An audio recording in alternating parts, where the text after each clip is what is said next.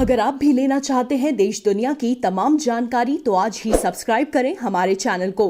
साथ ही नीचे दिए बेल आइकन को जरूर दबाएं ताकि हर अपडेट आप तक पहुंच सके।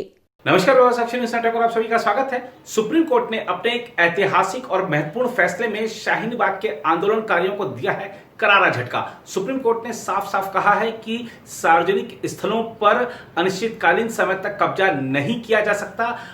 कोर्ट ने साथ ही यह भी कहा है कि लोकतंत्र और असहमति साथ साथ चल सकते हैं। वाकई शाहीन बाग का जो आंदोलन था वो संयोग नहीं प्रयोग था। वहां पर आंदोलनकारी नहीं अराजकतावादी बैठे थे और जो वो अराजकतावादी थे वो मोदी विरोधी इतनी भावना से भरे हुए थे कि सीएए के विरोध में देश में अराजकता का एक वातावरण पैदा किया गया। और जब सरकार बार बार साफ कर चुकी थी कि सीएए किसी की नागरिकता लेने वाला नहीं देने वाला कानून है, उसके बावजूद लोगों को भड़काया जा रहा था। आप देखिए कि किस तरीके से लोगों का जीवन दुश्वार कर दिया गया था। जो लोग दिल्ली एनसीआर के हैं वो इस भली भांति उस कष्ट को अब भी याद उनको होगा। आप उस समय के समाचार पत्र उठाकर देखिए, जो आसपास के स्कूल हैं वहां पर पहुंचने के लिए बच्चों को सर्दी के मौसम में 2 घंटे पहले निकलना पड़ता था और 2 घंटे बाद वो अपने घर पहुंचते थे स्कूल से छुट्टी होने के बाद। आप उस समय के समाचार पत्र उठाकर देख लीजिए, बहुत से लोगों को आधे दिन की सैलरी मिलती थी क्योंकि वो इतना लेट पहुंचते थे ऑफिस की दिन का वेतन कटता था। कोई भी कंपनी 1 दिन लेट आओ 2 दिन लेट आओ आपको माफ कर देगी, लेकिन आप पूरे महीने अगर आधे दिन में पहुंचेंगे तो वो भी कितना आपको देगी। तो ऐसे बहुत सारे लोग थे जिनकी नौकरियां छूटी, जिनको पूरे महीने का आधा वेतन मिला। ऐसे बहुत सारे लोग हैं जिनको जो शाहीन बाग का इलाका है उसके आसपास में कई बड़े अस्पताल हैं, तो जिन लोगों की अपॉइंटमेंट्स होती थी अस्पताल में जाने के लिए उन लोगों को वो लंबे चक्कर लगा के जाना पड़ता था क्योंकि उनके पास कोई रास्ता नहीं था। आप देखिए कि कितनी एम्बुलेंसों को डाइवर्ट किया गया था और कितने लोगों की इसमें ये भी इस तरह की रिपोर्टें भी थी कि कुछ लोगों की मृत्यु भी हुई थी ट्रैफिक जाम में फंसकर। और इस तरीके की भी रिपोर्टें थी कि लोगों को 2-2, 3-3 घंटे पहले निकलना पड़ता था घर से कि हम अस्पताल समय पर पहुंच जाएं। और अगर आपने कभी दिल्ली एनसीआर में आप रहते हैं और आपने डीएनडी का इस्तेमाल किया होगा आपने कभी, उस समय खासतौर पर जब शाहीन बाग का आंदोलन चल रहा था तो 2-2 घंटे 3-3 घंटे जाम में फंसे रहते थे। कितना वक्त बर्बाद होता था लोगों का।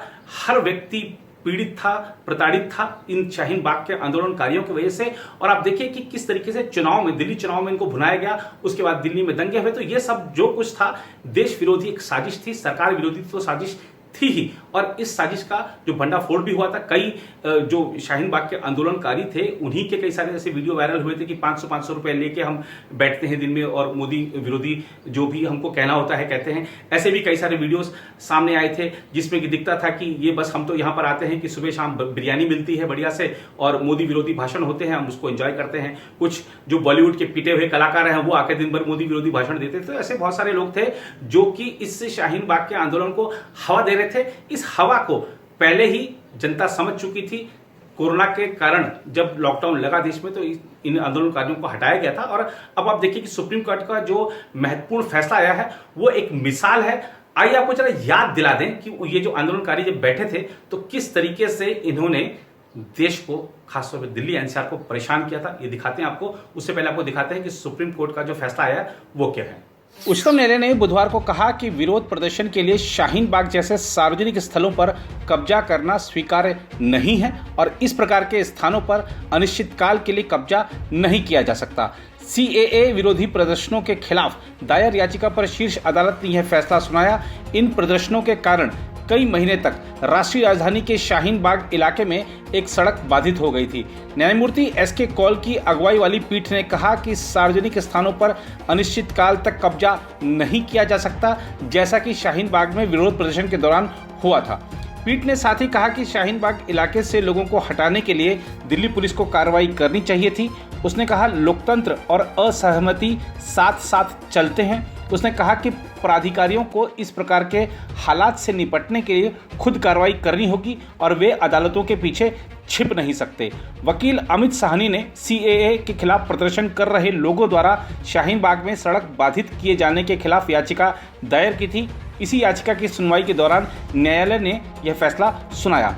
शाहीन बाग प्रदर्शनकारियों की बात करें तो ऐसी बहुत सी रिपोर्टें रहीं कि यह लोग दिन के 500 रुपए लेकर धरने पर बैठते थे और सरकार को बदनाम करते थे।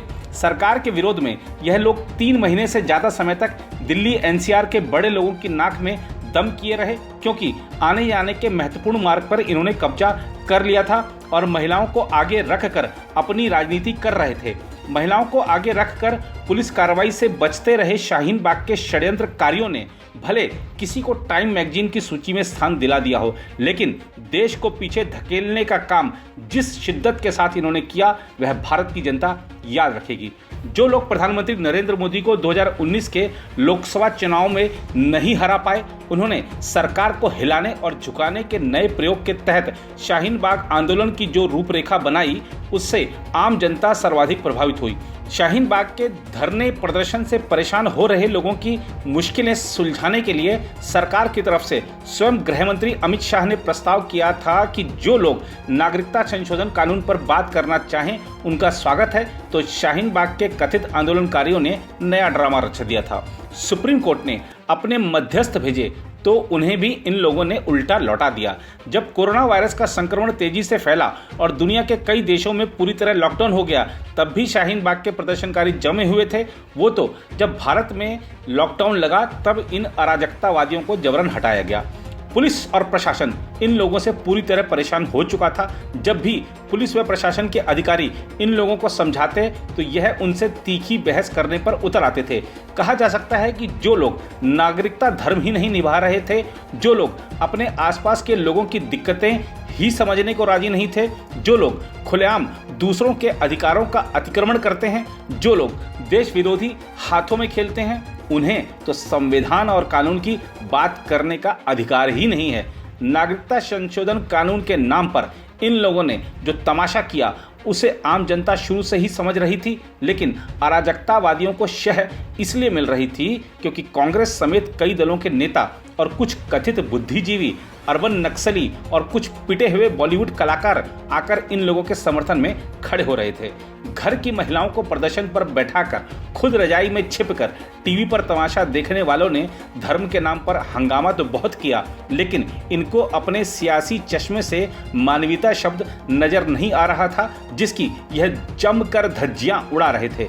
शाहीन बाग को प्रयोगशाला बनाने वालों को उच्चतम न्यायालय के फैसले से करारा तमाचा लगा है। अब पुलिस और प्रशासन को भी चाहिए कि जब भी अराजकतावादी शाहीन बाग जैसा आंदोलन करें तो बलपूर्वक उसे खत्म कराया जाना चाहिए, क्योंकि शाहीन बाग के आंदोलन के समय जिस तरह सरकार प्रशासन पर दबाव बनाने के अलावा इन लोगों ने मामला सुलझाने के न्यायालय के प्रयासों को भी विफल किया, उससे सही संदेश नहीं गया था।